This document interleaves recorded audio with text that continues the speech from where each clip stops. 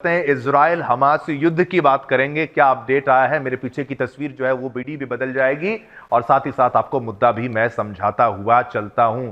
देखिए, इजराइल और हमास के बीच चल रहे युद्ध को विराम देने के लिए हुए करार को सिक्योरिटी कैबिनेट ने जो है मंजूरी दे दी है। रविवार से नो वॉर, यानी कि भाई कल से वॉर खत्म हो जाएगी।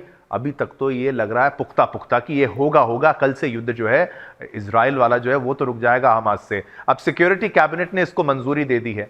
प्रधानमंत्री बेंजामिन नेतन्याहू की अगुवाई में हुई बैठक में यह फैसला लिया गया है कि युद्ध रोकने के लिए किए गए समझौते सही हैं। इजरायली मीडिया में युद्ध विराम के समझौते को असल में बंधकों की रिहाई के लिए किया गया जो है डील जो है उसके रूप में बताया जा रहा है।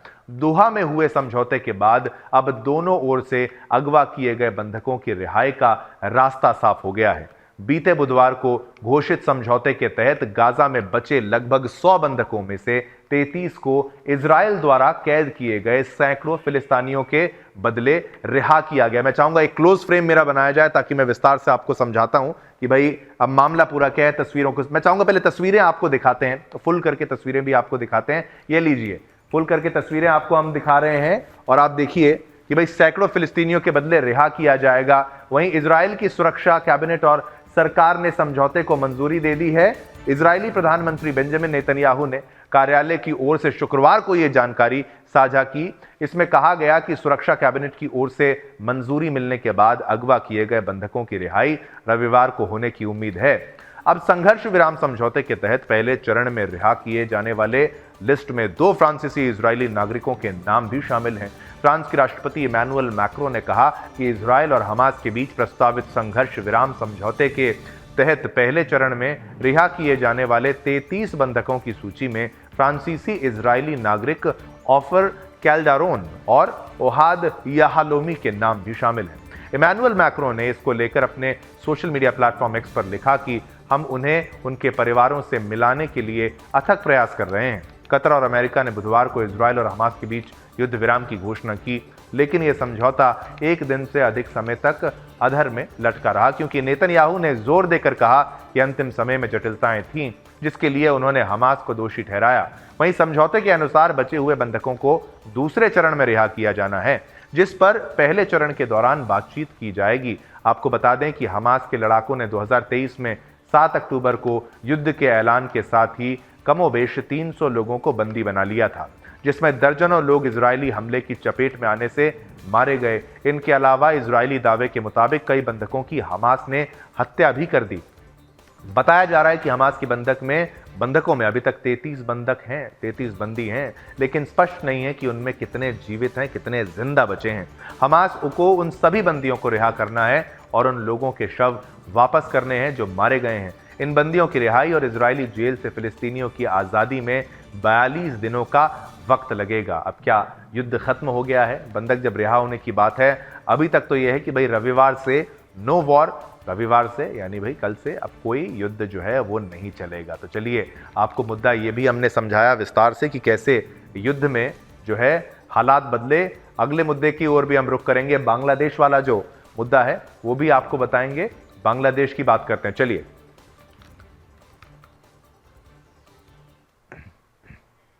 अब चलिए बात करते हैं बांग्लादेश की। देखिए, वो आखिरी 25 मिनट, वो आखिरी कौन से 25 मिनट है? अभी एक लेटेस्ट खबर आई है शेख हसीना को लेकर। इतना आसान नहीं था वहां से भागना, इतना आसानी से वहां से बच के भाग नहीं पाई हैं वो। 25 मिनट अगर और लेट हो जाती तो क्या हो जाता उनके साथ? शायद हत्या हो जाती। बात बताता हूं बांग्लादेश की। बांग्लादेश की आवामी लीग पार्टी के फेसबुक पेज पर शुक्रवार की देर रात एक ऑडियो पोस्ट किया गया, जिसमें पूर्व प्रधानमंत्री शेख हसीना ने चौंकाने वाला खुलासा किया है। उन्होंने ऑडियो भाषण में गंभीर आरोप लगाते हुए दावा किया कि उन्हें और उनकी छोटी बहन शेख रेहाना को मारने की कई बार जो है साजिश रची गई थी। रेहाना और मैं बाल बाल बची, इनके द्वारा वो कहा गया है। केवल 20-25 मिनट के अंतर से हमारी जान बच पाई है। पिछले साल 2024 अगस्त महीने में, मैं चाहूंगा तस्वीरें भी आपको फुल करके दिखाते रहें और आपको खबर भी मैं बताता चलूं, तब तक क्लोज फ्रेम भी बनाएंगे। अगस्त महीने में छात्रों के नेतृत्व में शेख हसीना और आवामी लीग पार्टी की सरकार के खिलाफ जोरदार आंदोलन हुआ था। कई हफ्तों तक चले विरोध प्रदर्शन, झड़प और आंदोलनों के बाद 5 अगस्त 2024 को बांग्लादेश में तख्ता पलट किया गया, जिसके बाद 76 साल की शेख हसीना को प्रधानमंत्री के पद से इस्तीफा देना पड़ा और मजबूरन भारत आना पड़ा। आपको बता दें कि इस दौरान बांग्लादेश में हुई हिंसा में 600 से अधिक लोग मारे गए थे। शेख हसीना के सत्ता गिरने के बाद बांग्लादेश में मोहम्मद यूनुस की अंतरिम सरकार बनी और बांग्लादेश की पूर्व प्रधानमंत्री शेख हसीना ने फेसबुक पेज पर जारी ऑडियो भाषण में दावा किया कि उन्हें जान से मारने के लिए कई बार उनकी साजिशें जो हैं वो रची गई हैं। उन्होंने ये भी कहा कि मुझे लगता है कि 21 अगस्त 2004 की हत्याओं से बचाने या कोटालीपारा में बम से बच जाना और 5 अगस्त 2024 को भी जिंदा बच जाना ऊपर वाले की ही मर्जी से हुआ है। मेरे सिर पर ऊपर वाले का हाथ रहा होगा, नहीं तो मैं इस बार नहीं बच पाती। उन्होंने अपने बयान में आगे कहा कि आपने देखा होगा कि कैसे उन्होंने मुझे मारने की साजिश रची थी, मगर ये ईश्वर की रहमत है कि मैं अभी भी जिंदा हूँ। ऊपर वाला चाहता है कि मैं कुछ और करूँ। हालांकि मैं एक पीड़ित हूँ, अपने देश और अपने घर के बिना रह रही हूँ, मेरा सब कुछ जल गया है। शेख हसीना ने साजिशों का जिक्र करते हुए बताया कि 21 अगस्त 2004 को बंगबंधु एवेन्यू पर आवामी लीग की ओर से आयोजित आतंकवाद विरोधी रैली में ग्रेनेड से हमला हुआ था। इस हमले में 24 लोग मारे गए और 500 से अधिक घायल हो गए। वहीं कोटलीपाड़ा बम धमाका भी शेख हसीना को मारने की एक साजिश थी। तो बांग्लादेश की पूर्व पीएम का ये सनसनीखेज खुलासा है। 20-25 मिनट की अगर देरी होती तो मौत हो जाती। जिनकी तस्वीर आप देख रहे हैं शेख हसीना की, इनकी हत्या हो जाती और इनकी जान जो है वो चली जाती और कई बार इनको मारने का प्रयास किया गया है, ये शेख हसीना जो है वो कह रही हैं।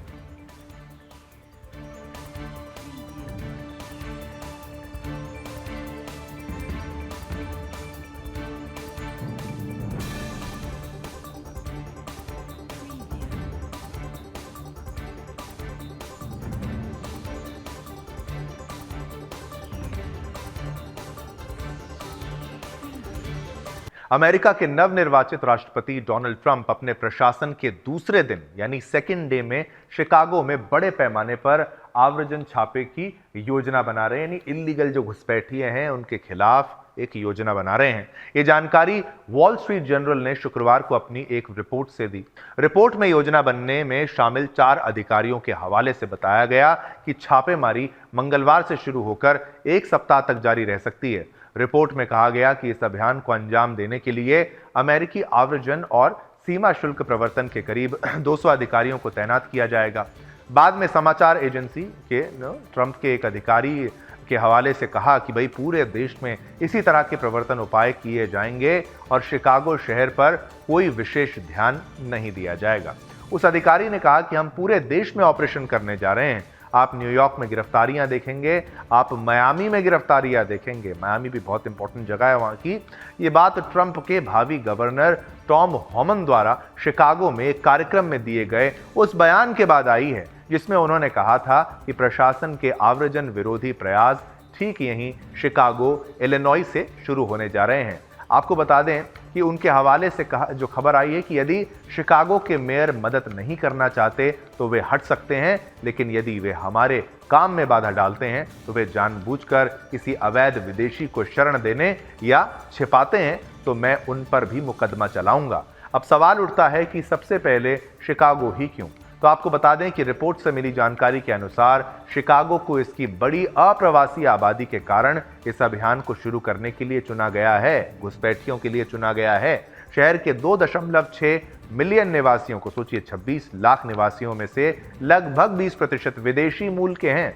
पिछले साल रिपब्लिकन राज्य टेक्सास ने निवर्तमान राष्ट्रपति जो बाइडेन की सीमा नीतियों का विरोध करने के लिए 50,000 से अधिक प्रवासियों को शहर में बसों से भेजा था। आव्रजन का मुद्दा ट्रंप के राष्ट्रपति अभियान के केंद्र में था। ट्रंप ने पिछले साल जनवरी में वादा किया था कि वो अपने शपथ ग्रहण के कुछ ही क्षणों के भीतर अमेरिकी इतिहास का सबसे बड़ा घरेलू निर्वासन अभियान चलाएंगे। उम्मीद है कि आने वाले अमेरिकी नेता सभी अमेरिकी एजेंसियों को अपने पीछे लाएंगे, क्योंकि वो रिकॉर्ड संख्या में अप्रवासियों को निर्वासित करने की योजना बना रहे हैं कि जो इल्लीगल घुसपैठिए हैं उनको भगाना है। ट्रंप ने इस बात को ठाना है और शिकागो में चलेगा ये सबसे पहला अभियान, और वो भी ट्रंप जो आएंगे सत्ता में, देखिए बन तो गए, चुन तो लिए गए, जब शपथ ले लेंगे तो दूसरे दिन ही वो एक्शन करेंगे। और सोचिए शिकागो में 20% विदेशी हैं या उनमें से घुसपैठिए कितने हैं, ये बड़े मुद्दे की बात है। तो खबर आपको हमने बताई अमेरिका की, जहां पर घुसपैठ को लेकर एक बड़ा अभियान जो है वो शुरुआत उसकी हो चुकी है, और जब ट्रंप आएंगे तो वो बदलाव लाएंगे। चलिए, ये खबर आपको बताई हमने जहां पर अमेरिका की बात की गई।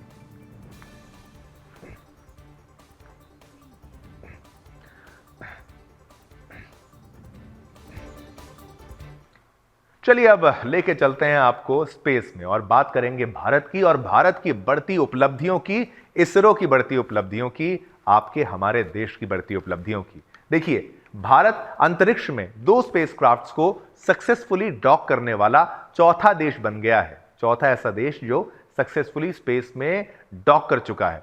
इससे पहले रूस, अमेरिका और चीन ही ऐसा करने में सफल रहे हैं। अब आपको बता दें कि इसरो ने बताया कि 16 जनवरी को सुबह डॉकिंग एक्सपेरिमेंट को पूरा किया गया है, यानी बस 1-2 दिन पहले की खबर आपको बता रहे हैं, जब ये डॉकिंग जो है वो कंप्लीट हो गई। इसमें अपडेटेड जो खबर है आज सामने आई है विस्तार में। इस मिशन की कामयाबी पर चंद्रयान 4, आपको तस्वीरें भी दिखाएंगे, और गगनयान और भारतीय अंतरिक्ष स्टेशन जैसे मिशन निर्भर करते हैं। कैसे? इस पर, क्योंकि ये बहुत बड़ा एक्सपेरिमेंट था। भारत की जीत थी, आपकी जीत थी, हमारी जीत थी। आपको बता दें, बड़े अभियान जो है भारतीय अंतरिक्ष स्टेशन जैसे इस मिशन पर निर्भर करते थे। चंद्रयान 4 मिशन, चंद्रयान 4 मिशन में चंद्रमा की मिट्टी के सैंपल पृथ्वी पर लाए जाएंगे। वहीं अगर गगनयान की बात की जाए, गगनयान मिशन में मानव को अंतरिक्ष में भेजा जाएगा। इसरो ने 30 दिसंबर 2024 को श्रीहरिकोटा के सतीश धवन स्पेस सेंटर से रात 10 बजे space docking experiment mission successfully launch किया था। इसके तहत PSLV C60 रॉकेट से 2 स्पेसक्राफ्ट्स पृथ्वी से 470 किलोमीटर ऊपर डिप्लॉय किए गए थे। 7 जनवरी को इस मिशन में दोनों स्पेसक्राफ्ट्स को कनेक्ट किया जाना था, लेकिन इसे टाल दिया गया है। फिर 9 जनवरी को भी तकनीकी दिक्कतों के कारण तब भी दिक्कतों का सामना करना पड़ा, डॉकिंग को तब भी टाल दिया गया। अब 12 जनवरी को स्पेसक्राफ्ट्स को 3 मीटर तक पास लाने के बाद वापस इन्हें सुरक्षित दूरी पर ले जाया गया था। सक्सेसफुल डॉकिंग के बाद इसरो ने कहा है कि स्पेसक्राफ्ट की डॉकिंग सफलतापूर्वक पूरी हुई है। ये एक ऐतिहासिक क्षण है। डॉकिंग की शुरुआत सटीकता के साथ की गई, जिससे स्पेसक्राफ्ट को कैप्चर करने में कामयाबी मिली है। डॉकिंग सफलतापूर्वक पूरी हुई है। भारत सफल स्पेस डॉकिंग हासिल करने वाला चौथा देश बन गया है, और पूरी टीम को बधाई और भारत को बधाई। डॉकिंग के बाद सिंगल ऑब्जेक्ट के रूप में 2 स्पेसक्राफ्ट्स का कंट्रोल सक्सेसफुल हुआ है। अब आने वाले दिनों में अनडॉकिंग और पावर ट्रांसफर चेक किए जाएंगे। देखिए, अब बात करते हैं स्पेडेक्स मिशन ऑब्जेक्टिव। उसकी ऑब्जेक्टिव क्या था, उसका मिशन क्या था? पहला आपको बता दें कि पहला तो डॉकिंग और अनडॉकिंग था। डॉकिंग और अनडॉकिंग में फर्क क्या है? डॉकिंग माने उसको क्लोज लाना, यानी कि जोड़ना। अनडॉकिंग का मतलब है उसको अलग करना। तो जोड़ना और अलग करना, ये 2 चीजों को आप डॉकिंग अनडॉकिंग में समझ लीजिए। वो कहां पे हो रहा है? धरती पे तो नहीं हो रहा है, वो भी आकाश में हो रहा है, वो भी स्पेस में हो रहा है। और भारत ही करने वाला चौथा देश बन चुका है, कामयाब हो गया, और बाकी देशों से काफी किफायती लिहाज में आप सोचिए कि हमारा काम हो जाता है। इसरो बहुत समझदार ऑर्गेनाइजेशन है। पहला तो डॉकिंग और अनडॉकिंग टेक्नोलॉजी दुनिया को दिखाना, ये मिशन था। ऑब्जेक्टिव बता रहा हूं मैं आपको। दूसरा जो था, पृथ्वी की निचली कक्षा में 2 छोटे स्पेसक्राफ्ट्स की डॉकिंग, निचली जो स्पेस है उसमें स्पेसक्राफ्ट्स की डॉकिंग की गई, और अनडॉकिंग की टेक्नोलॉजी को दिखाना एक मकसद था। तीसरा, डॉक किए गए 2 स्पेसक्राफ्ट्स के बीच इलेक्ट्रिक पावर ट्रांसफर करने की टेक्नोलॉजी का प्रदर्शन करना, यानी कनेक्शन बैठ गया, अब उसके बीच में विद्युत संचार यानी इलेक्ट्रिसिटी, अगर एक केबल को भी जोड़ते हैं, अगर 2 तारों को भी जोड़ते हैं, उनके बीच में संचार होता है। तो कुछ सरल भाषा में आपको समझाने के लिए मैं कहूं तो सैटेलाइट्स अगर वहां पर मिलते हैं, वो 2 पार्ट्स अगर मिलते हैं, उनके बीच में विद्युत संचार जब हो जाता है तो वो भी सक्सेसफुल माना गया है। अब आपको बताते हैं कि कैसे नजदीक आए हैं दोनों स्पेसक्राफ्ट्स। 30 दिसंबर को PSLV C60 रॉकेट से 470 किलोमीटर की ऊंचाई पर 2 छोटे स्पेसक्राफ्ट टारगेट और चेजर, एक टारगेट था और एक चेजर था। चेजर यानी पीछा करने वाला और टारगेट माने निशाना, सरल भाषा में समझा रहा हूं। तो टारगेट और चेजर को अलग अलग कक्षाओं में लॉन्च किया गया। डिप्लॉयमेंट के बाद दोनों स्पेसक्राफ्ट्स की रफ्तार करीब 28,800 किलोमीटर प्रति घंटे हो गई। ये रफ्तार बुलेट की स्पीड से 10 गुना ज्यादा थी। दोनों स्पेसक्राफ्ट्स के बीच सीधा कम्युनिकेशन लिंक नहीं किया गया, इन्हें जमीन से गाइड किया गया और दोनों स्पेसक्राफ्ट्स को एक दूसरे के करीब लाया गया। 5 किलोमीटर से 0.25 किलोमीटर के बीच की दूरी तय करते समय लेजर रेंजर फाइंडर का उपयोग किया गया। तो लेजर का भी इस्तेमाल यहां पर किया गया है। और तमाम चीजों और बधाई हो इसरो को और आपको कि भाई ये सक्सेसफुल हो चुका है। तो खबर आपको बताई ये इसरो की, जहां पर ये सक्सेसफुल डॉकिंग की तस्वीर आप देख रहे हैं, हालांकि एनिमेशन के माध्यम से, लेकिन ये हुआ है स्पेस में भारत के द्वारा। चलिए इसी के साथ आगे दीजिए, समय इतनी अनुमति देता है आपके साथ संवाद करने की वर्ल्ड वॉच वर्ल्ड वॉर में, लेकिन कल फिर आएंगे, ऐसे महत्वपूर्ण मुद्दे फिर लेकर आएंगे, भारत की बात करेंगे, विदेश के मुद्दे भी आपके लिए लेकर आएंगे। कहीं मत जाइएगा, अगला बुलेटिन भी आपका इंतजार कर रहा है, दिल्ली की राजनीति की बात भी आपको हमें बतानी है। चलिए तब तक के लिए जय हिंद, जय भारत, जय हिंदुस्तान।